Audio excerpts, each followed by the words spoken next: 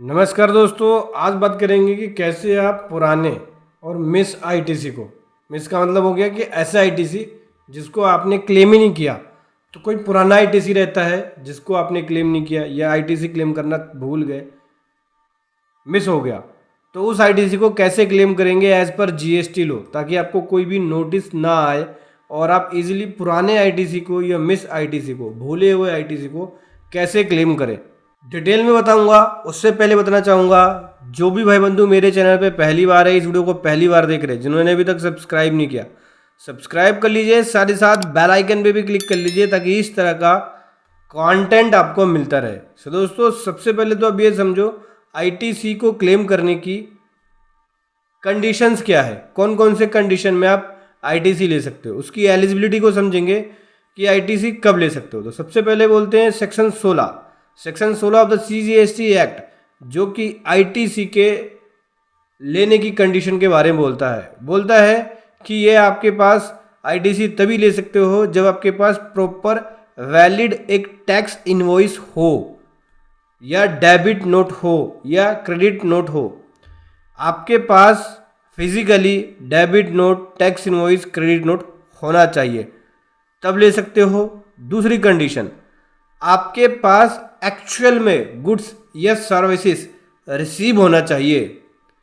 तीसरी कंडीशन, जो tax charge किया गया है वो टैक्स गवर्नमेंट को सप्लायर के द्वारा पे होना चाहिए। ठीक है।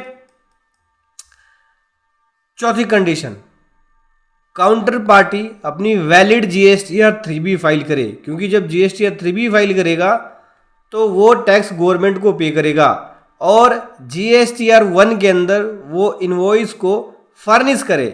साथ ही साथ वो invoice, debit note, credit note आपके जीएसटीआर 2B में रिफ्लेक्ट होना चाहिए। ठीक है। ये सभी कंडीशन को फुलफिल करते हो आप, तब आप आईटीसी ले सकते हो। दूसरा, आईटीसी लेने की टाइम लिमिट होती है। टाइम लिमिट क्या है आईटीसी लेने की? कोई भी आईटीसी अगर टैक्स पेयर क्लेम नहीं कर पाता है, मिस हो जाता है, भूल जाता है, या कोई पुराना आईटीसी है, तो उस केस में सेक्शन 16 सबसेक्शन 4 टाइम लिमिट के बारे में बताता है।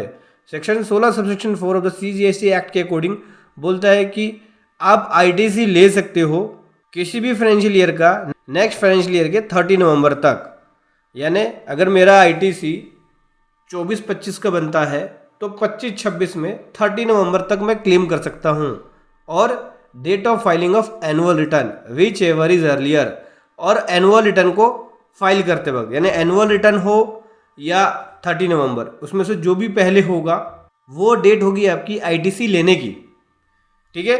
मतलब कि कोई भी आपका पिछले साल का आईटीसी मिस आईटीसी रह जाता है जिसको आप क्लेम नहीं कर पाए, भूला हुआ आपका कोई आईटीसी है, भूल गए आप, तो उस केस में 30 नवंबर तक आप इनपुट एज क्रेडिट क्लेम कर सकते हो। और प्रॉब्लम यह आती है, यहाँ पे समस्या यह आती है कि जब हम 3B फाइल करते हैं, एक तरफ तो 3B है और एक तरफ 2B है, तो जो 2B में जितना आएगा उतना ही आपको 3B में क्लेम करना होता है। तो अगर पुराना आईटीसी कोई क्लेम 3B में करोगे तो 3B की फिगरें रेड हो जाएंगी और फ्लैग भी हो जाती है कि भाई ये तो नेगेटिव में आ गया, या ये यहाँ पे आपने एक्स्ट्रा आईटीसी ले लिया, आप जीएसटी एक्ट के प्रोविजन का वॉयलेशन करते हो। तो देखो, 3B केवल करंट मंथ के आईटीसी को कंपेयर करता है। अगर पिछला कोई आईटीसी है तो 3B कंपेयर नहीं करेगा। तो अगर आपका पिछला कोई आईटीसी है, अगर आप क्लेम कर रहे हो और आपकी 3B की फिगरें रेड में जा रही हैं, माइनस में जा रही हैं, या कोई अलर्ट शो कर रहा है, तो घबराने का नहीं, क्योंकि आपका आईटीसी पहले 2B में आ रहा था या 2A में आ रहा था, आपने क्लेम नहीं किया है।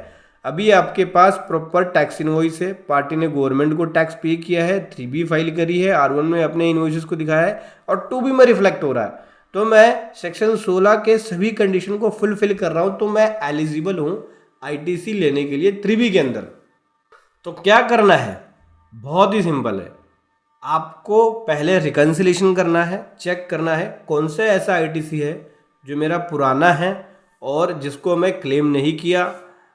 पुराना आईटीसी भूल गया क्लेम करना, तो उसको क्लेम करने के लिए रिकन्सिलेशन बनाएंगे।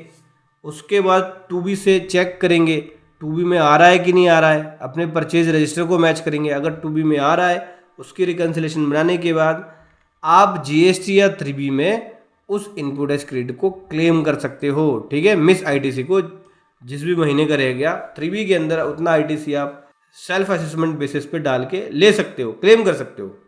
लेकिन ध्यान रखना 2B में जो भी आईटीसी क्लेम कर रहे हो वो आना चाहिए। साथ ही साथ जो आपने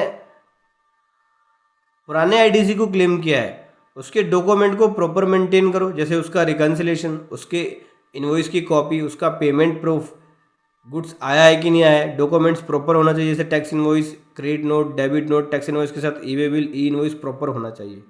ठीक है, तभी ले सकते हैं।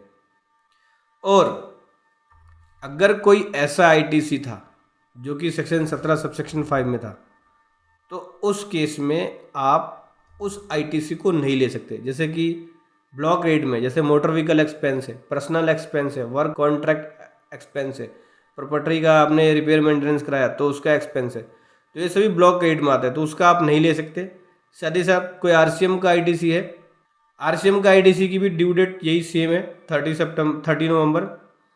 पिछले साल का कोई आईटीसी रहता है तो आप 30 नवंबर तक क्लेम कर सकते हो। ठीक है, बस उसका टैक्स गवर्नमेंट को पे होना चाहिए। तो आरसीएम क्लेम करने के लिए सिंपल सा है, आरसीएम के लिए टेबल 3.1D के अंदर जीएसटी या 3B में वो टैक्स पे होगा, तब जाके आप टेबल 4 जीएसटी या 3B के आईटीसी के अंदर जाके क्लेम करोगे उसको। ठीक है, देखो फॉर एग्जांपल के लिए मान के चलो 1 लाख रुपए का टैक्स था जो आपने माल खरीदा था, 1 लाख रुपए। फॉर एग्जांपल के लिए मान के चलो, प्रैक्टिकल एग्जांपल के थ्रू समझाता हूँ, कोई परचेज आपने ली 1 लाख रुपए का माल खरीदा, 18% जीएसटी, 18,000 रुपये का जीएसटी बना मार्च 24 में, आप भूल गए क्लेम करना, तो उसको कब तक क्लेम कर सकते हो? क्योंकि ये 23-24 का था तो मैं इसे 24-25 में यानी 30 नवंबर 2024 तक क्लेम कर सकता हूँ। मेरे पास प्रॉपर डॉक्यूमेंट्स है, टैक्स इनवॉइस है, गुड्स एक्चुअल में रिसीव हुआ है, ई-वे बिल है, ई इनवॉइस है, काउंटर पार्टी ने R1 में दिखाया है, 2B में रिफ्लेक्ट हो रहा है, उसने गवर्नमेंट को टैक्स पे किया है, तो मैं यहाँ पे क्लेम कर सकता हूँ। तो समझ गए, ऐसे कोई भी पुराना भूला हुआ आईटीसी ऐसे क्लेम कर सकते हैं। वीडियो कैसी लगी जरूर बताएं। Thank you so much. जय हिंद, वंदे मातरम।